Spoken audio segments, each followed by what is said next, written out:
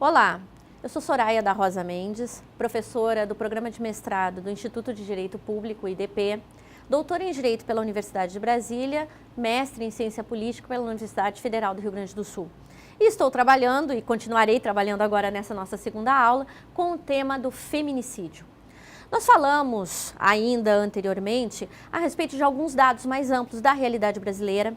Falamos a respeito do feminicídio em termos mais gerais, a partir das formas de violência específicas previstas na Lei Maria da Penha. E agora nós devemos tratar da tipificação do feminicídio no Brasil. Bem, é importante que se tenha em mente que nós já temos conhecidos no Brasil, conhecidos em outros países da América Latina, tais como aqui eu listei a Costa Rica, Guatemala, Argentina, México, Chile, Peru, o feminicídio ou o femicídio, como terminei anteriormente falando, como uma forma específica de violência contra a mulher. A nossa legislação brasileira, ela adotou o termo específico feminicídio.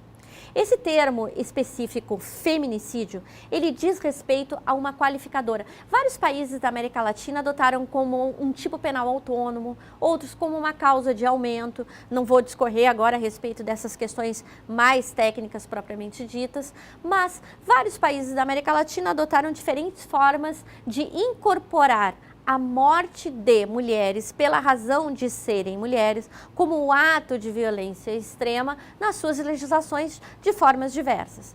No nosso país, foi incorporado ao parágrafo 2º do artigo 121, ou seja, o artigo do homicídio qualificado, o feminicídio como uma qualificadora específica. Lá no inciso 6º, incluído pela Lei 13.104, de 9 de março de 2015, ou seja, recentemente, ainda no ano passado, restou incluído no inciso 6º que o feminicídio, o homicídio é qualificado. Feminicídio contra a mulher por razões do sexo feminino, com a pena de reclusão de 12 a 30 anos, que é a pena do homicídio qualificado em todas as suas formas. Parágrafo 2º-A. Considera-se que há razões de condição do sexo feminino quando o crime envolve violência doméstica e familiar, menosprezo ou discriminação à condição de mulher. Aqui está o nosso ponto fundamental agora para que nós discutamos a inclusão desta qualificadora. Qual é a abrangência dessa qualificadora? Eu não tenho dúvidas de dizer que a Lei Maria da Penha, quando trata a respeito das lesões corporais contra as mulheres, ela engloba todas as mulheres, o gênero feminino. Ou seja, nós estamos falando ali de mulheres biológicas, assim como de transexuais, de travestis, enfim, nós estamos falando do gênero feminino. Aqui nós tivemos uma outra discussão. Porque o que fez o legislador? No âmbito da legislação, da discussão no Congresso Nacional, foi extremamente debatida a expressão sexo como substitutiva ou como a única alternativa para que não restasse ali consolidado o termo gênero, justamente para a exclusão de determinados setores que seriam também protegidos. Trocando em miúdos, a discussão no Congresso Nacional, ela se deu no sentido de que sejam protegidas aquelas que são as mulheres biológicas e não as mulheres que identificam-se como mulheres a partir do gênero. Isso aqui é um campo muito vasto de discussão. Eu tenho cá as minhas críticas e tenderia a dizer que o termo mais apropriado seria gênero, porque esse é um espectro de proteção também necessário, de maneira que estivessem protegidas também não só as mulheres biologicamente consideradas, mas também todas aquelas que se identificam como mulheres. Mas a grande questão aqui é o princípio da taxatividade, que todos e todas devem conhecer. A lei fala em condição do sexo feminino. Quando ela fala em sexo, ela divide entre homens e mulheres a partir das suas características biológicas. Porque esta é a intenção do legislador. como eu disse antes, por mais que mantenha as críticas e entenda que a melhor redação na quadra em que vivemos, de reconhecimento das diferentes identidades, que nós deveríamos ter na nossa legislação a preservação da proteção para o gênero, que tenha restado sexo como um termo redutor desse âmbito de proteção. Bem, uma outra questão extremamente importante, aqui ainda dentro dessa normativa, é que é o feminicídio praticado contra a mulher por razões da condição do sexo feminino. Agora, que razões são essas da condição do sexo feminino? São decorrentes de quais fatores? E a lei estipulou 2 principais. O primeiro deles, inciso 1º aqui do artigo 2º-A, violência doméstica e familiar. Por isso, na nossa aula anterior, eu gastei um certo tempo e um bom tempo discutindo a Lei Maria da Penha e as formas de violência contra a mulher no âmbito doméstico e familiar. Lembrando, violência sexual, violência patrimonial, violência moral, violência física, violência psicológica. Porque no âmbito doméstico e familiar é o local, o locus destes tipos de violência contra a mulher e que pode chegar até o feminicídio. Discuto daqui um pouco mais nesse aspecto. E o segundo inciso, quando trata do menosprezo à mulher. Aqui a gente está tratando da misoginia mesmo, que é aquele autor que tem o ódio ao sexo feminino. E aí a gente vai tratar de algumas questões muito mais específicas, de agentes que causam a morte de mulheres específicas. Podemos falar de assassinos em série, que escolhem as mulheres, que têm uma aversão ao sexo feminino. Esses casos, embora aconteçam, e nós sabemos, eles são um tanto quanto mais específicos. O grande, infelizmente, grupo atingido pelo feminicídio são as mulheres que estão no âmbito doméstico e familiar, sendo vitimadas pela violência. Esse é o grande espectro de abrangência do feminicídio. Por isso que se diz que o feminicídio, ele divide-se em 2 tipos, o chamado feminicídio íntimo e o feminicídio não íntimo. O que vai ser o feminicídio íntimo?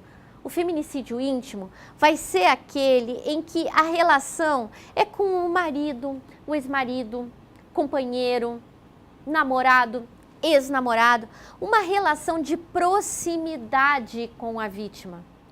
Portanto, por mais incrível que possa ser, o espaço doméstico, o espaço do lar, ou do doméstico familiar, é um espaço de risco para as mulheres. Como eu falava antes, ainda na nossa aula anterior, e esse já é um convite para quem não assistiu a aula anterior também possa acompanhá-la, quando eu falava lá a respeito do ciclo da violência, eu dizia, é lá que a tensão gera, é lá que ela chega num ponto culminante, e o ponto culminante pode ser justamente a vida da mulher que tenha sido colocada em risco. Esse âmbito aqui do feminicídio íntimo é o que está abarcado nesse inciso 1º, ou seja, são essas pessoas, são esses agentes que têm essa proximidade com a vítima e que não se conformam com relações, algumas vezes com relações que já foram rompidas, ou que dentro do lar mantém uma relação de subjugação com aquela que é a sua companheira, com aquela que é a sua esposa.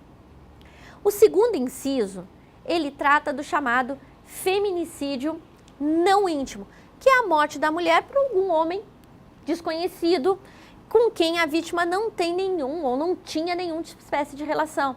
É aquele caso mais específico do ódio à mulher, de algo que é um sentimento de aversão em relação à mulher.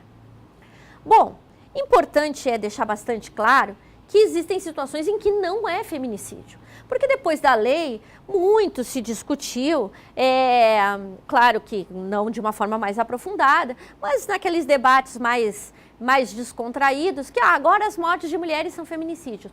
Não é toda morte de mulher que é feminicídio. Morte no trânsito não é feminicídio. Mesmo que haja uma discussão entre um homem e uma mulher na rua por conta de qualquer evento que seja em função de uma troca comercial ou qualquer coisa parecida, não vai ser feminicídio. O feminicídio, ele se caracteriza como a violência extrema no âmbito doméstico e familiar, ou então naqueles casos de menosprezo à condição de mulher, que é esse caso que eu dizia antes do feminicídio não íntimo. Então, não é qualquer morte de mulher que vai ser considerada como feminicídio. E daí, a importância fundamental de nós compreendermos, o feminicídio como uma forma de violência extrema. Ele é a decorrência de diversos atos. Muito dificilmente, e nós na vida nós não podemos duvidar de nada, mas muito dificilmente haverá um feminicídio imediatamente sem que tenha ocorrido algum ato de violência anterior. Ou algum ato de perseguição, de violência psicológica, ou atos de calúnia, injúria, difamação, de violência moral, ou de violência patrimonial, ou de violência sexual, ou de violência física. Muito dificilmente. Porque isso é uma escalada de violência, uma escalada de tensões e que chegam a um determinado ponto culminante. Portanto, é importante compreender isso. E segundo, compreender o papel fundamental que terá a investigação criminal nesses casos. Porque a investigação criminal, ela precisa ser exaustiva. Ela precisa considerar todos os meios possíveis de elucidação daquele caso. Ora, é óbvio que alguém dirá, não, mas a investigação ela já tende a isso. Só que aqui, como eu dizia anteriormente, nós não estamos tratando de um ato de violência que ocorreu num determinado momento e ponto final. Nós estamos falando de uma escalada de violência. É importante, e daí eu vou agora já apresentar algumas daquelas que são as deficiências da investigação criminal, que se tenha em mente que é necessária que essa investigação ela seja abrangente a ponto de saber o contexto que vivia aquela vítima. Quantas vezes ela foi até a delegacia de polícia e desistiu, de acordo com os relatos, os depoimentos das pessoas que vivem ao seu redor? Ou quantas vezes ela foi até a delegacia de polícia e efetivamente registrou ocorrências policiais por ameaça? Ou seja, é preciso que se reconstrua a história daquela vítima. É óbvio que nós não estamos falando que poderá o réu ser condenado por um conjunto de outros fatos, mas o que é fundamental é compreender a história desta mulher. Que deficiências nós encontramos normalmente na investigação criminal? Eu fiz aqui uma lista não exaustiva, mas que dizem respeito a certas irregularidades. Primeiro, utilização de preconceitos, de estereótipos, práticas que impedem o exercício da justiça e reparação das mulheres que são vítimas de violência. Nós, ainda hoje, mesmo com a lei do feminicídio, com a inclusão desta qualificadora, ainda há uma certa resistência a compreender que casos de mortes violentas de mulheres, elas devem ser considerados feminicídios. Aqui na Universidade de Brasília, recentemente nós tivemos um caso bastante triste de uma moça que foi assassinada pelo ex-namorado.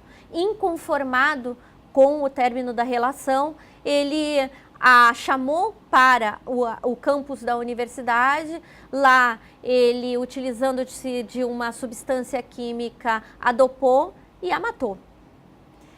Bem, num primeiro momento, pelas autoridades policiais, não foi considerado como um feminicídio. Depois o Ministério Público ofereceu denúncia e assim foi recebida também como a qualificadora do feminicídio. Ou seja, nós temos aqui uma série de dificuldades, de práticas que acabam entravando a compreensão do que é uma violência contra a mulher.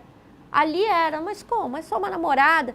Não, compreender que o contexto da violência é um contexto que envolve a namorada, a companheira, a esposa, todas estas situações que são situações que colocam as mulheres em risco. Faço ainda aqui rapidamente algumas referências para falar na demora para iniciar a investigação, na lentidão das investigações, nas negligências e irregularidades na coleta e no manuseio das provas, e isso é fundamental que se leve em consideração. A gestão de investigações por autoridades que acabam não tendo a competência específica, ênfase exclusiva na própria física e testemunhal, pouca credibilidade conferida às declarações das vítimas e dos seus familiares. Por incrível que pareça, o maior índice de feminicídios ocorre na presença dos filhos. Tanto é que nós temos uma causa de aumento específica na lei, falando a respeito do feminicídio praticado à frente dos ascendentes ou descendentes, mas na frente dos filhos é um grande índice ainda no nosso país. E aí, a perda de informações, extravios, a ausência de análise das agressões, enfim. Por conta de tudo isso, a ONU Mulheres lançou no Brasil um pacote, um protocolo chamado Diretrizes Nacionais para Investigar, Processar e Julgar com Perspectiva de Gênero as Mortes Violentas de Mulheres. O Brasil, ele elaborou este documento destinando-o àqueles que são os operadores do sistema de justiça criminal. Os peritos criminais, delegados de polícia, juízes, juízas, promotores, promotoras. O documento está destinado a este público-alvo específico.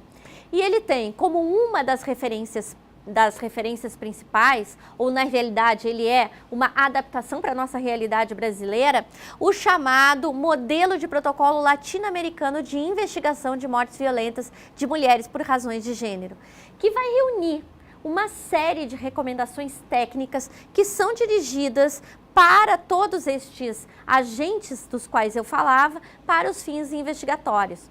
Bem, esse protocolo, ele foi adaptado, como eu disse, para o nosso país e utilizado no nosso país como um projeto piloto. Então, o Brasil, na América Latina, é um país que está utilizando-se deste protocolo, incorporando-o às suas práticas investigativas como um modelo a ser repetido ou a ser utilizado como paradigma para outros países da América Latina. No Brasil, disse que nós temos no Maranhão, no Mato Grosso do Sul, no Piauí, em Santa Catarina e no Rio de Janeiro já experiências que são experiências com esse protocolo. E aí eu vou fazer uma referência bastante breve a respeito daquelas que são as diretrizes fundamentais. Existe neste documento, que está disponível no site da ONU Mulheres, 10 que são regras utilizadas para a investigação eficaz de mortes de mulheres. Vou citá-las aqui e fazer somente algumas observações a respeito delas.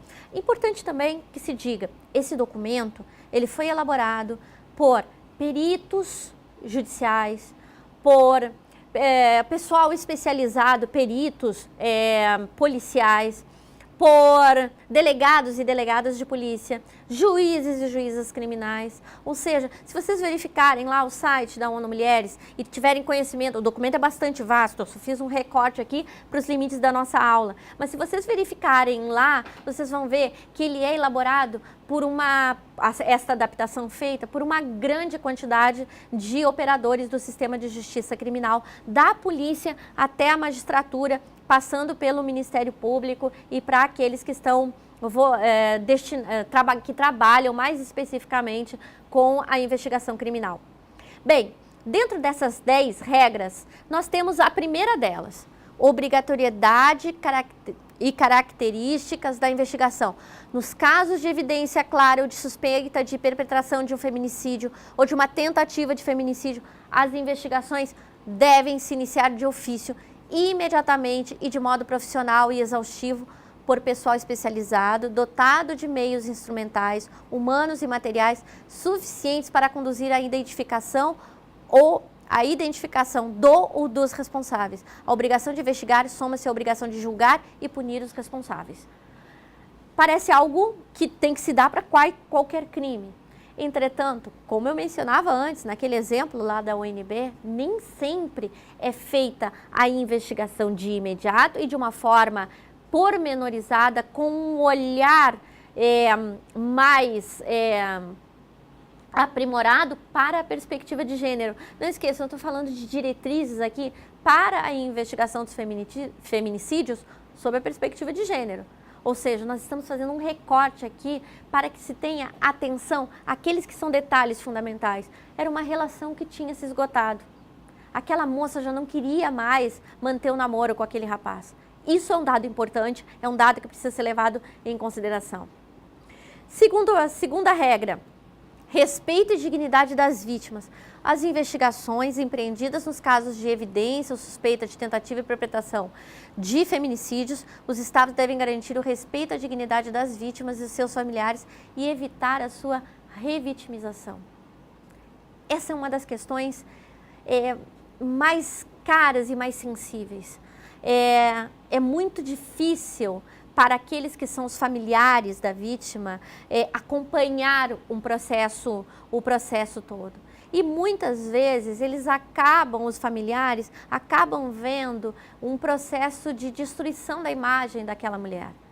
E isso é muito doloroso para os familiares. Julgava-se, lá no final dos anos 70, o assassinato de Leila Diniz não foi nada mais, nada menos do que isso.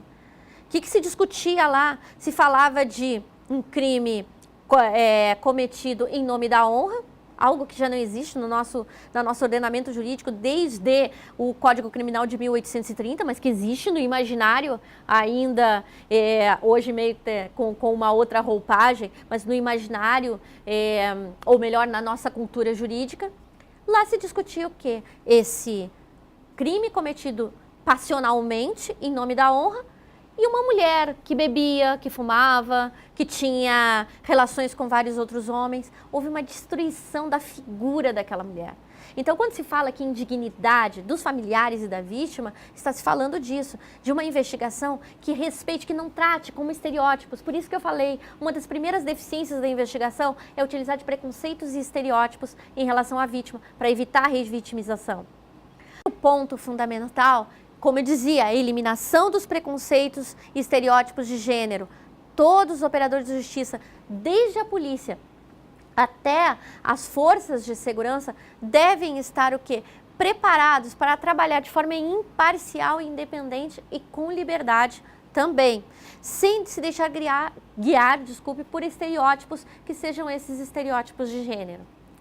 No ponto 4, nós temos a participação ativa das vítimas, nos casos de tentativa das vítimas, no processo de investigação e a sua proteção. Porque muitas das vezes as vítimas ainda correm riscos independentemente de um processo investigativo em curso. A gente costuma falar nas discussões a respeito de violência doméstica e familiar e nos casos de feminicídio, que algumas vezes as ameaças que são sofridas por qualquer pessoa em qualquer contexto, elas realmente não passam de ameaças, não ultrapassam o tipo penal da ameaça. Mas que as ameaças feitas no contexto da violência contra a mulher, elas normalmente são cumpridas. Quando o homem diz que vai matar, de regra, ele mata. Então, essa é uma peculiaridade. Por isso a necessidade de proteção da vítima. Por isso de se falar aqui da participação ativa no processo de investigação, o que é algo que a nossa legislação processual penal já garante, mas principalmente para que se considere também a sua proteção. A regra 5 vai dizer da investigação dos feminicídios das mulheres especialmente vulneráveis. Nós também temos uma previsão específica de aumento de pena para os casos em que as mulheres são deficientes físicos. Então, nós estamos falando aqui de pessoas que têm vulnerabilidades específicas. Então, é preciso que a investigação ela tome em consideração também este fato, o fato de que aquela situação de vulnerabilidade que já se dava pelo fato de ser mulher em um ambiente que era um ambiente de violência doméstica, ela ainda a ela foi adicionado o fato da vítima ser vulnerável. A regra 6 mais especificamente, diz respeito ao acesso à justiça e ao devido processo. Nós temos uma discussão bastante grande hoje no âmbito processual penal da participação da vítima e de uma participação efetiva da vítima no processo penal. E também da necessidade de reparação integral. Essa regra ela vem dizer exatamente isso, é uma cobrança do Estado. O Estado garantirá medidas legislativas que permitam o acesso à justiça e a reparação integral para as vítimas de feminicídio e seus familiares, seguindo tanto as recomendações nacionais como dos órgãos internacionais de proteção às mulheres vítimas de violência. Ou seja, pensar no âmbito da reparação dessas mulheres. Esse também é um ponto fundamental, que está aqui como uma diretriz. A gente não vai cobrar do investigador ou especificamente do delegado algo desse sentido, mas é uma diretriz para a investigação e uma diretriz para o processo e o devido processo legal. A regra 7 diz do dever de criar registros e elaborar estatísticas e indicadores de violência contra as mulheres na administração da justiça, para serem aplicados em políticas públicas. Como eu dizia antes, é tão difícil que nós tenhamos acesso aos dados relativos ao número de feminicídios, podemos saber do número de mortes de mulheres, ao número de feminicídios, muitas vezes porque eles não estão devidamente catalogados. É preciso que se tenha um banco de dados, uma consideração à parte em relação a esses crimes. Ou seja, que todos eles sejam colocados à disposição como informações relevantes a respeito daqueles próprios dados. A regra 8 vai dizer respeito à exigência de ação coordenada entre todos os participantes no processo de investigação. Os senhores e as senhoras que estão me assistindo e que são operadores e operadoras do sistema de justiça já devem pensar, nossa, o quanto isso é difícil em quaisquer crimes. Mas como eu dizia antes, torno a repetir, tratam-se de diretrizes. É fundamental que os estados, vamos lá, no âmbito legislativo, adotem disposições no âmbito do executivo, outras medidas necessárias para regular e propiciar a participação no processo de investigação de modo conjunto e coordenado de todos os agentes públicos competentes e das demais atores legitimados, porque nós precisamos encontrar uma eficácia a esses processos. A regra 9 diz respeito ao estabelecimento de pautas e recomendações para o tratamento de informações dos meios de comunicação e das investigações de feminicídio. Hoje nós vivemos um processo, como diz um doutrinador que eu gosto muito, Rubens Casara, de espetacularização do processo penal.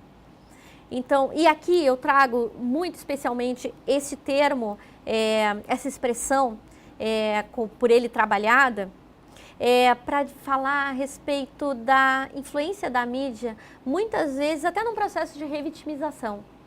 Ou seja, daquele processo de exposição excessiva, de demonstração de determinadas circunstâncias que não seriam necessárias, que na realidade acabam somente trazendo um prazer mórbido daqueles que se alimentam destes noticiários e que acabam também, portanto, violando os direitos, até mesmo, como eu dizia antes, a dignidade das vítimas e dos familiares. Por isso é necessário aqui que se tenham pautas e recomendações em relação aos meios de comunicação. E, por fim, a exigência de cooperação internacional eficaz, ou seja, que os estados estabeleçam bases de medidas necessárias, públicas e privadas, para que trabalhem coordenadamente, também no processo de investigação, quanto de sancionamento destes crimes. Bem, essa foi a nossa segunda e última aula a respeito do tema feminicídio. Eu sou a professora Soraya da Rosa Mendes, tive o prazer de estar com vocês e espero encontrá-los em um outro momento.